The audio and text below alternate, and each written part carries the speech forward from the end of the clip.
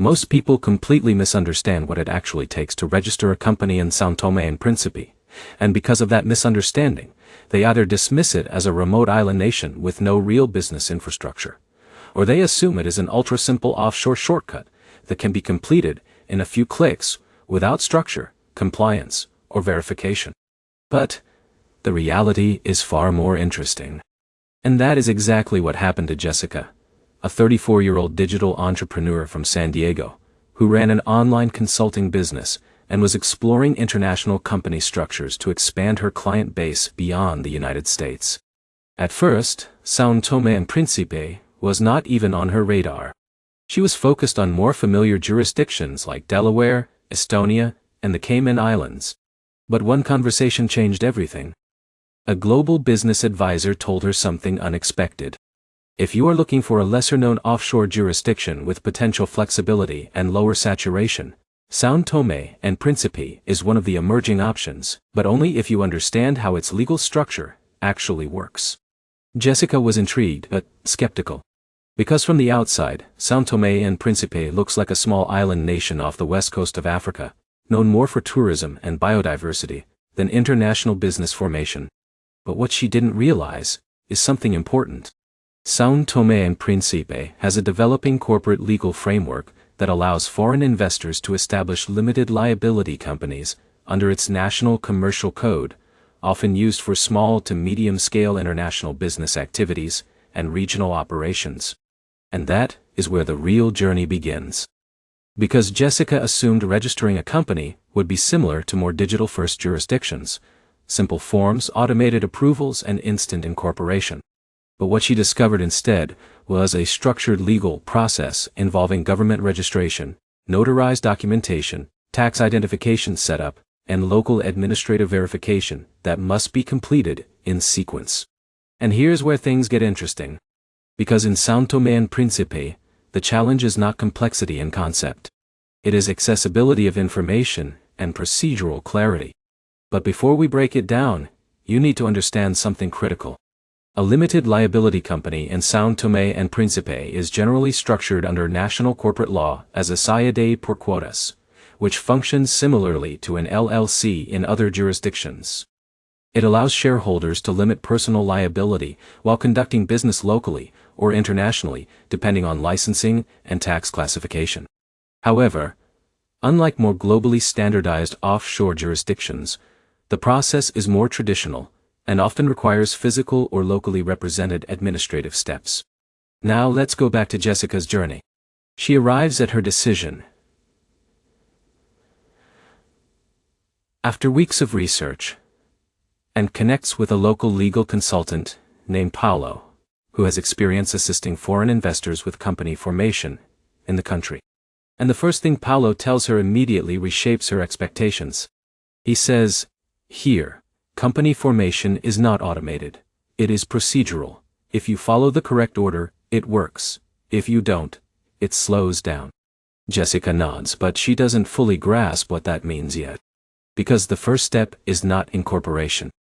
It is documentation preparation and legal eligibility.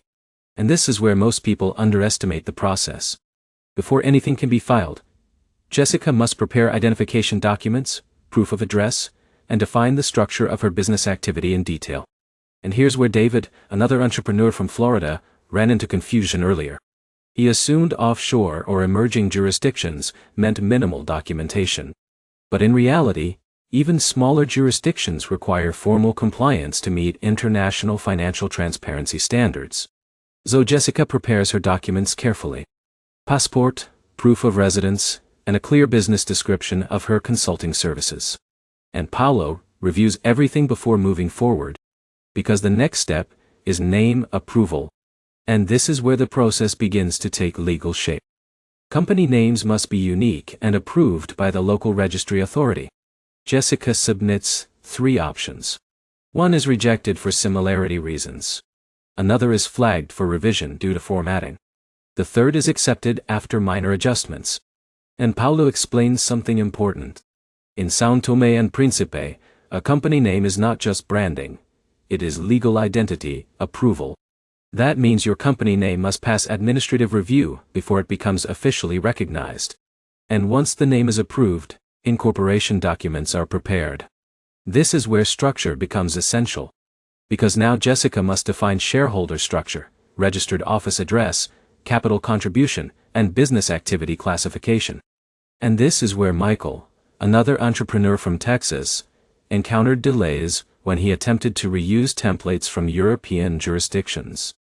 His application was rejected because documentation formats must align with local commercial registry requirements. And this is where frustration often begins. Because what appears simple becomes procedural. But here's the insight Paulo gives Jessica that changes everything. He says, "This system is not designed for speed, it is designed for validation." And that becomes the turning point. Because once Jessica understands validation over speed, everything becomes clearer. So she begins preparing carefully. She ensures her shareholder structure is accurate, her business activity description is specific, and her documentation is consistent across all forms.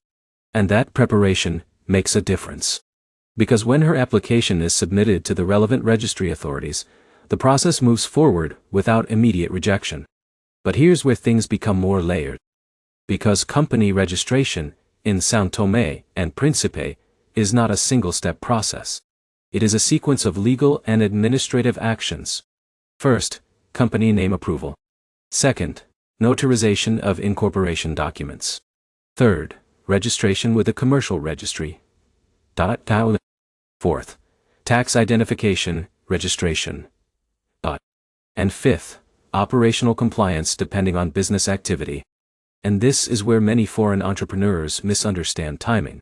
They assume incorporation equals business readiness.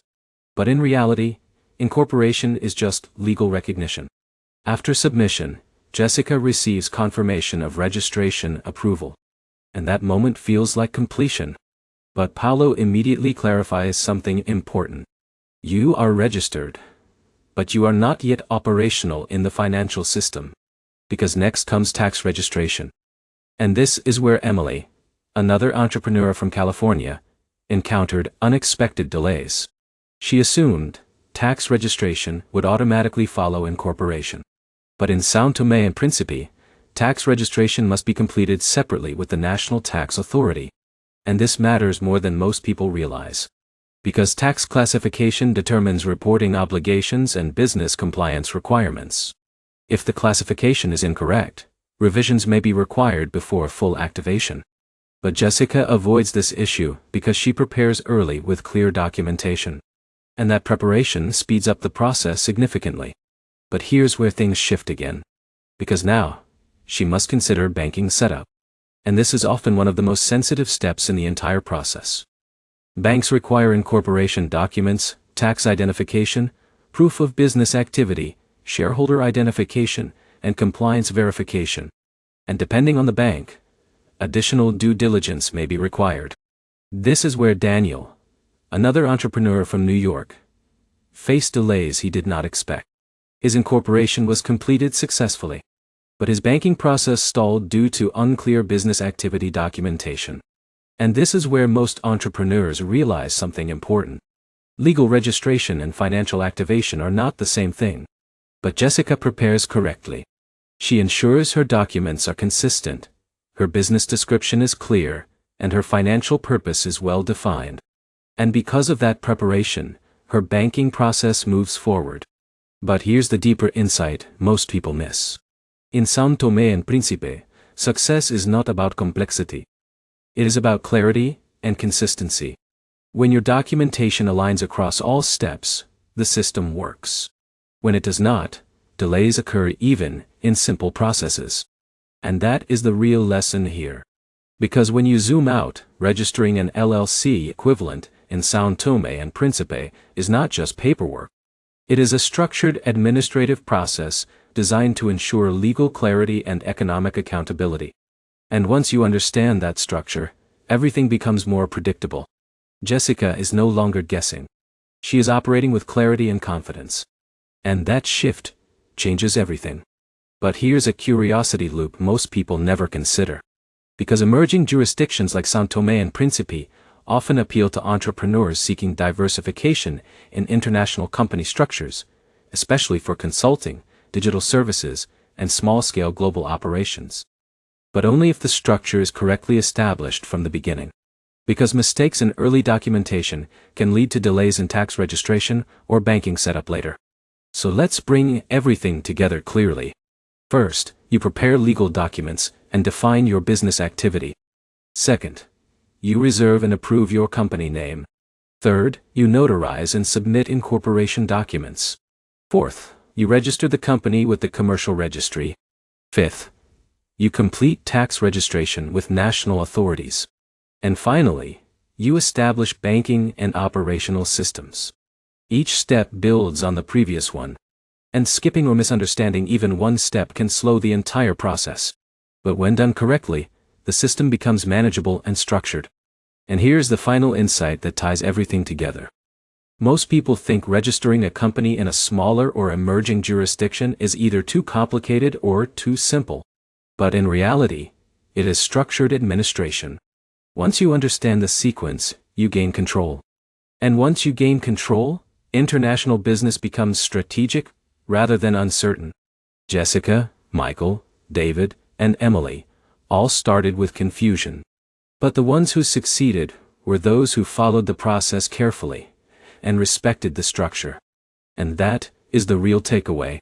Sao Tome and Principe is not an impossible place to register a company. It is a developing legal system that rewards preparation, clarity, and procedural discipline. So if you are considering forming an LLC equivalent in Sao Tome and Principe, the real question is not whether it can be done. It is whether you are ready to follow the process step by step without skipping what matters. Because once you do, you will understand something powerful. Global opportunity is not random. It is structured. And when you understand structure, you can operate in places most people will never even consider. And if you found this guide helpful and want more deep breakdowns of international company formation and global business strategy, make sure to subscribe to the channel.